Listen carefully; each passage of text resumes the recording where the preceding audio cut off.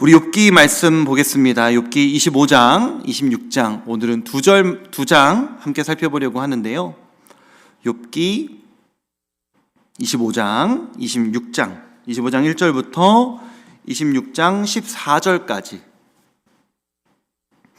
우리 한 절씩 교독하시도록 하겠습니다. 25장 1절 제가 먼저 읽겠습니다. 수아 사람 빌닷이 대답하여 이르되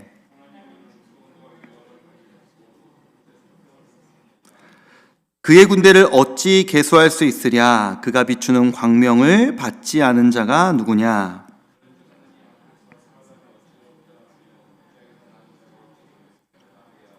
보라, 그의 눈에는 달이라도 빛을 발하지 못하고 별도 빛나지 못하거든. 욥이 대답하여 이르되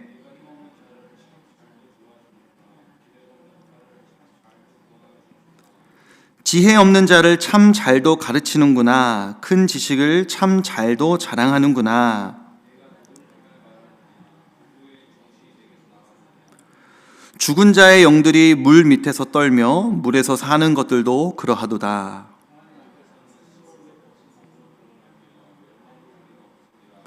그는 북쪽을 허공에 펴시며 땅을 아무것도 없는 곳에 매다시며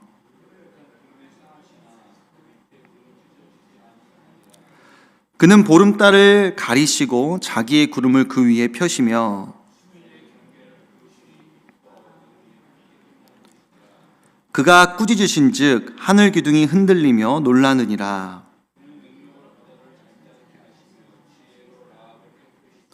그의 입김으로 하늘을 맑게 하시고 손으로 날렵한 뱀을 무찌르시나니 보라, 이런 것들은 그의 행사의 단편일 뿐이요 우리가 그에게서 들은 것도 속삭이는 소리일 뿐이니 그의 큰 능력의 우레소리를 누가 능히 헤아리랴. 아멘. 욥기를 꽤 오랜 시간 우리가 함께 살펴보고 있는데요. 아마 조금 어려우실 겁니다.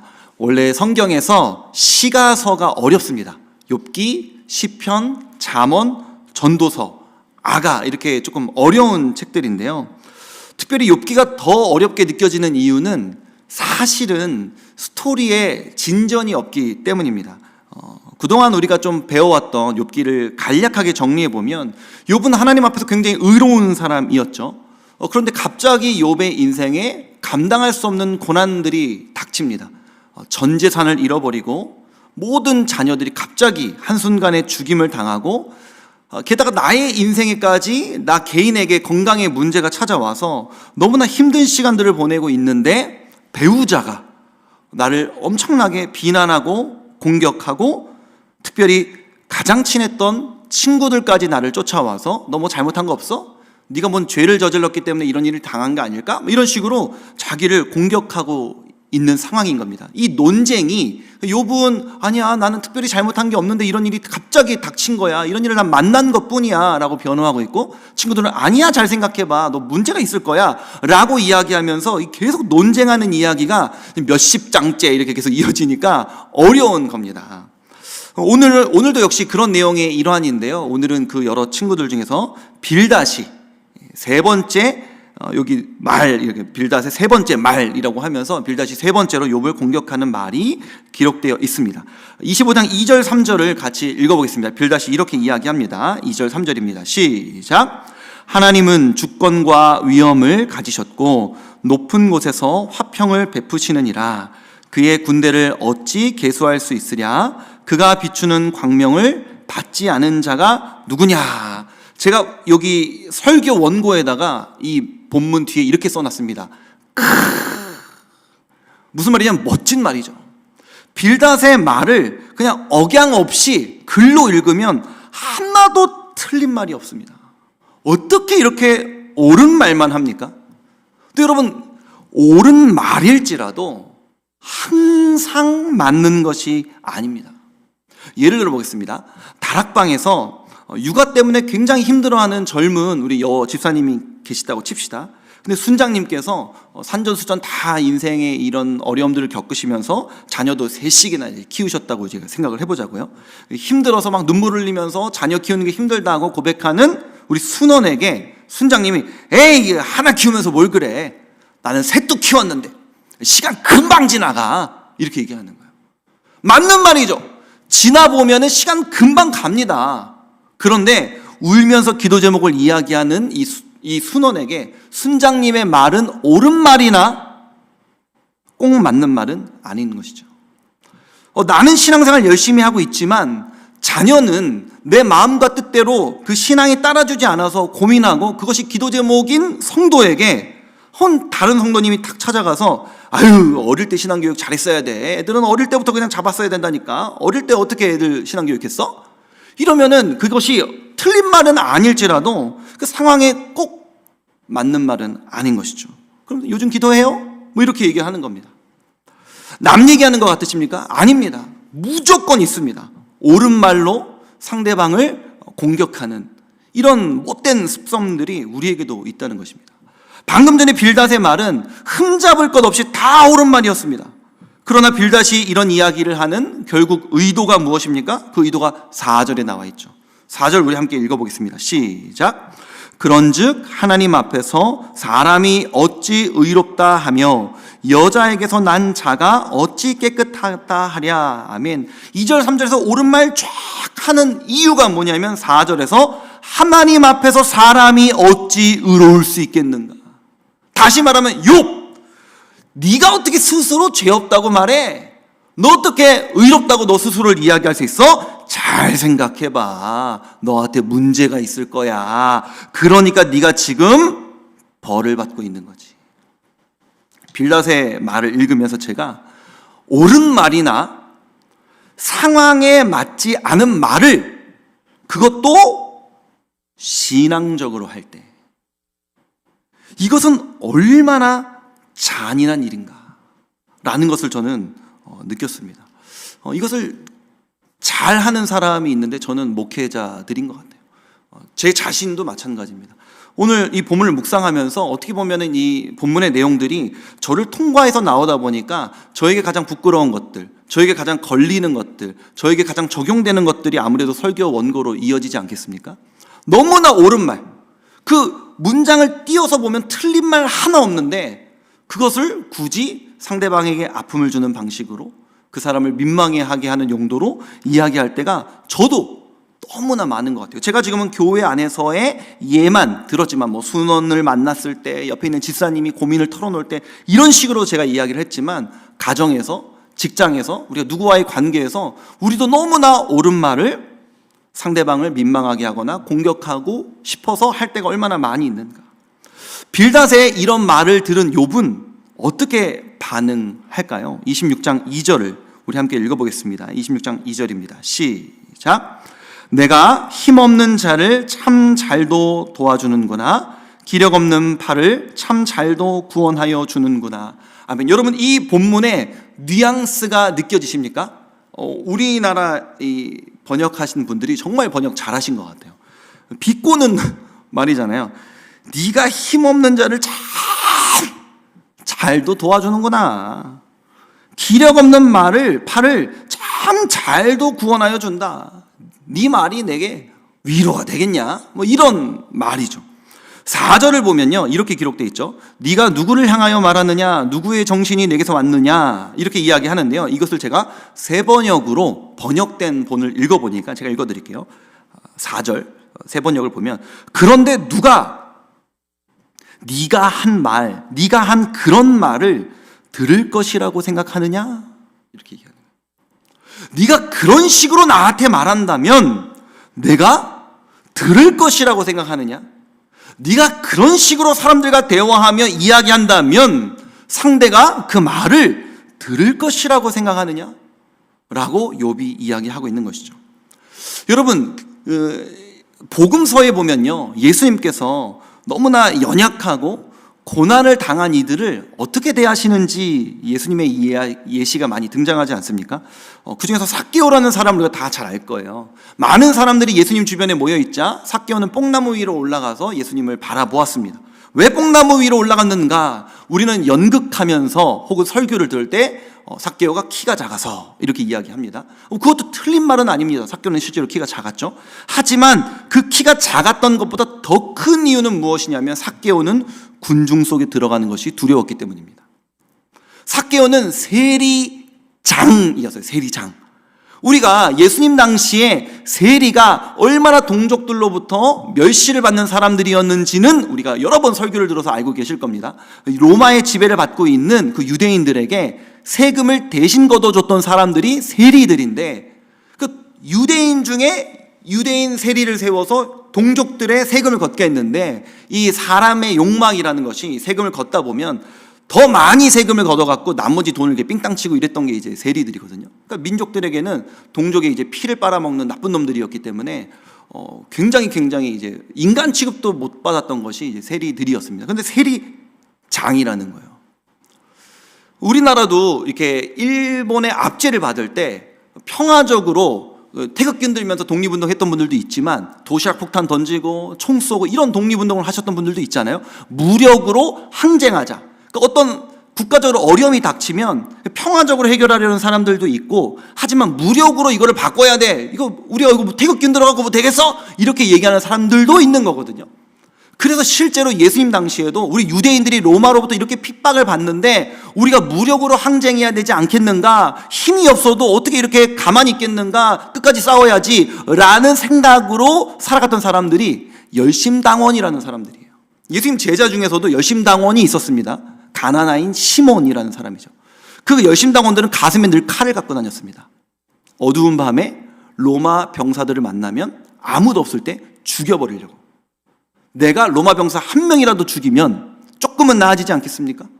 우리 민족들이 그런 방법으로 살아간다면 조금 더 우리의 독립이 가까워지지 않을까요? 라고 생각한 것이죠.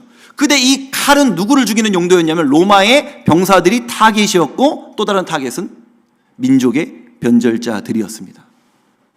세리도 포함되는 것이죠. 그러니까 아마도 예수님 제자 중에서 또 세리가 있지 않았습니까? 마태는 같은 제자 공동체에 있었던 시몬을 볼 때마다 제가 생각할 때는 초반에는 아주 심장이 섬뜩섬뜩했을 겁니다. 제가 나한테 어떻게 하면 어떡하지?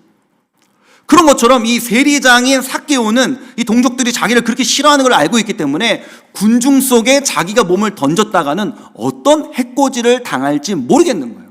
그러니까 사람들이 뭉쳐있으면 늘 도망쳐야 되고, 돈은 많았지만 사람들이 뭉쳐있으면 늘 도망치고 두려워하고 뭔가 부스럭 소리가 나면 이렇게 놀래는 게 이제 삭개오였던 거거든요. 아무도 상대해주지 않는 삭개오, 사람들과 어울릴 수 없었던 삭개오. 그런 삭개오가 예수님을 바라보고 있을 때 예수님 삭개오에게 뭐라고 말씀하십니까? 삭개오야, 넌 이게 문제야. 네가 세금을 얼만큼 걷었어야 되는데 몇 프로를 걷고 있으니까 이 사람들이 널 좋아하겠니? 싫어하겠니? 인간적으로 생각을 해봐. 입장 바꿔 생각을 해봐. 이런 이야기를 하신 게 아니라, 삭개오야 내려오라, 속히 내려오라, 내가 오늘 너희 집에 가서 머물러야겠다.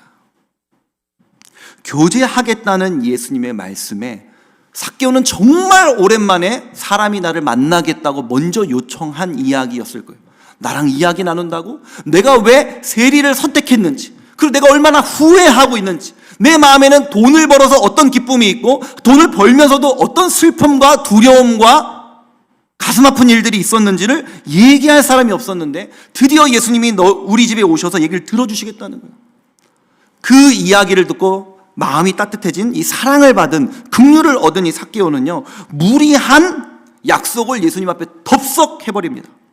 주님, 제 소유의 절반을 당장 팔겠습니다. 그 절반을 팔아 가난한 이웃들에게 나눠주겠습니다. 그리고 그동안 제가 동족들의 피를 빨아먹으면서 속여 빼앗은 것들이 있다면 저는 그것에 대하여 4배로 갚겠습니다. 예수님이 시키시지도 않았습니다. 여러분, 사람을 변화시키는 것은 긍휼과 사랑입니다. 그 사람을 부끄럽게 하고 민망하게 하는 옳은 말이 아닌 것이죠. 욥기 19장 21절에서 이 좀 전장이죠. 한 6장 전장에서는요, 욥이 친구들이 자꾸 자기를 이렇게 비난하니까요, 한번 이렇게 이야기한 적이 있어요. 호소하듯이. 19장 21절. 나의 친구야, 너희는 나를 불쌍히 여겨다오. 2번이나 반복합니다. 나를 불쌍히 여겨다오. 이런 욥의 간절한 호소에도 분명히 얘기했거든요. 나 너무 힘들어. 너희들의 말이 나를 더 상처받게 해. 나를 좀 제발 좀 불쌍히 여겨줘. 제발 불쌍히 여겨달라고. 그런 말 좀 그만하면 안 돼? 그런데도 이 다른 친구들이 입을 가만히 있지 못하고 계속 자기를 공격하니까 오늘 이 본문의 이 지경까지 이르게 된 거예요. 앞으로도 계속 반복될 거고요. 26장 14절, 오늘 보면 마지막 절에서 욥은 급기야 이런 이야기를 합니다. 한번 읽어보겠습니다. 14절입니다. 시작. 보라, 이런 것들은 그의 행사의 단편일 뿐이라. 우리가 그에게서 들은 것도 속삭이는 소리일 뿐이니 그의 큰 능력의 우레소리를 누가 능히 헤아리랴. 아멘. 이 구절에서 중요한 두 표현이 있는데요. 첫 번째는 속삭이는 소리고 두 번째는 우레소리입니다. 우리는 하나님에 대해 아는 것이 하나님이 우리에게 자신에 대해서 말씀해 주셔야 알 수 있는데, 우리가 하나님에 대해서 알고 있는 것은 속삭이는 소리라는 겁니다. 조금 안다는 것이죠. 우리는 하나님에 대해서 굉장히 많이 아는 척을 하고 성경을 읽고 예배를 많이 드렸고 신앙생활을 오래 하고 하면은 내가 좀 하나님에 대해 알아, 내가 성경에 대해 알아, 신앙생활이란 이런 것이라는 것에 대해 알아. 그러나 뒷부분에 나오는 표현이 우레소리잖아요. 하나님은 얼마나 큰 분이신데, 큰 영광의 우레소리이신 분을 우리가 아무리 노력하여도 우리는 아직까지는 하나님에 대하여 속삭이는 소리만큼만 알고 있다는 거예요. 그러니까 너희들이 지금 나를 공격하는 그 말들이, 옳은 말들이, 신앙적인 말들이, 너희들은 그게 맞다고 확신을 갖고 이야기하고 있겠지만 너희들이 정말 하나님에 대해 잘 아는가? 우리가 아는 하나님은, 하나님에 대해서 우리가 아는 부분은 속삭이는 소리에 불과하다는 거예요. 큰 영광의 우레소리와 같으신 그 하나님을 알기 위해서는 우리가 더 시간이 지나야 하고 더 힘써야 한다고 욥은 이야기하는 것이죠. 너희들이 지금 나를 공격하고 있는 그 말, 하나님의 뜻이라고 생각하는 그 말, 과연 맞을까? 그 이야기를 욥이 하고 있는 것입니다. 말씀을 맺겠습니다. 저는 오늘 본문에서 이 빌닷이 욥을 공격하고 그것이 굉장히 옳은 말이었으나 전혀 욥의 삶을 변화시키지 못하고 오히려 더 욥을 아프게 하는 모습을 통해서, 아까도 방금 반복해서 말씀드리지만 상대를 공격하기 위해 함부로 내뱉는 신앙적인 언어를 우리가 주의하기를 원합니다. 그것이 심지어 옳은 말이라 할지라도. 사랑하는 여러분, 우리 겸손하기를 원합니다. 크신 하나님을 더 알아가기 위해 힘쓰는 우리가 되기를 원합니다. 잘 생각해 보십시오. 그 상황에서 하나님은 여러분이 그렇게 말하기를 원하지 않으셨습니다. 오늘 앞서 우리가 나누었던 찬송가는 212장이었는데요. 제가 제일 좋아하는 찬송가 중에 하나입니다. 2절 가사 때문인데요. 2절에서는 이렇게 기록되어 있죠. 인자한 말을 가지고 사람을 감화시키며, 사람을 감화시키고 감동시키고 변화시키는 말은 인자한 말입니다. 함께 기도하기를 원합니다. 은혜로우신 아버지 하나님, 오늘도 우리에게 말씀을 통해서 은혜를 주시니 감사합니다. 신앙생활 오래되었고 신앙의 연차가 좀 쌓이고 새벽 기도를 하고 우리의 행위와 의가 늘어날수록 인간은 어찌된 일인지 겸손해지고 하나님의 광대하심 앞에 무릎을 꿇기는커녕 나의 의로움을 드러내고 싶어하고 그 의로운 언어들로 주변 사람들에게 상처를 줄 때도 참 많이 있는 것 같습니다. 하나님, 오늘 우리의 언어 생활을 돌아보며 빌닷의 그 옳은 날선 말들이 아픈 욥의 마음을 전혀 변화시키지 못했던 것처럼 우리가 그런 말들을 주변 사람들에게 할 것이 아니라 예수님처럼 인자한 말로 긍휼과 사랑으로 사람들을 대할 수 있는 우리가 되게 하여 주옵소서. 감사를 드리며 이 모든 말씀을 우리 구주 예수 그리스도의 이름으로 기도합니다. 아멘. 우리 함께 두 가지 기도 제목으로 말씀을 기억하면서 기도하셨으면 좋겠습니다. 첫 번째는 우리의 신앙을 상대를 공격하기 위한 도구로 이용하지 않게 하여 주옵소서. 우리의 입술에 부정한 말을 통제하여 주옵소서. 두 번째로 함께 기도하실 때는요, 하나님, 주님 앞에서 겸손하기를 원합니다. 내가 하나님에 대해서 많이 안다고 생각하는 것이 아니라 크신 하나님을 알아가는 것에 더욱 힘쓰는 성도가 되기를 원합니다. 이 두 가지 기도 제목과 여러분이 갖고 계시는 개인의 기도 제목들 가지고 자유롭게 하나님 앞에서 기도하시다가 돌아가시도록 하겠습니다. 함께 기도하시겠습니다. 은혜로우신 아버지 하나님 감사합니다. 우리에게 이 새벽 가운데 말씀을 통하여 우리를 지도하여 주시니 감사합니다. 하나님, 신앙생활하며 우리에게 얼마나 많은 날카로운 언어들이 있습니까? 특히 목회자라는 이유로, 특별히 젊은 목회자의 혈기로 한국교회를 향하여, 또 목회자들을 향하여 지금의 상황에 대하여 얼마나 날 서 있는 말들을 내뱉고 있습니다. 하나님, 주님 앞에서 겸손하게 하여 주옵소서. 하나님, 주께서 이끌어 가시고 주께서 사랑하시는 이 한국교회, 또 이 온 우주를 주관하시는 그 하나님께서 이끌어 가시는 이 역사를 겸손한 마음으로 주목하게 하시고 그 흐름을 읽게 하시고 주님의 눈으로 정세를 바라볼 수 있는 마음들을 허락하여 주시고, 가까운 가족들과 주변 하나님, 이웃도, 가까이 있는 성도도, 또 나 자신에게까지 우리가 하나님의 뜻이라고 생각하며 내뱉었던, 물론 너무나 옳은 말이나 자신을 아프게 하고 배우자를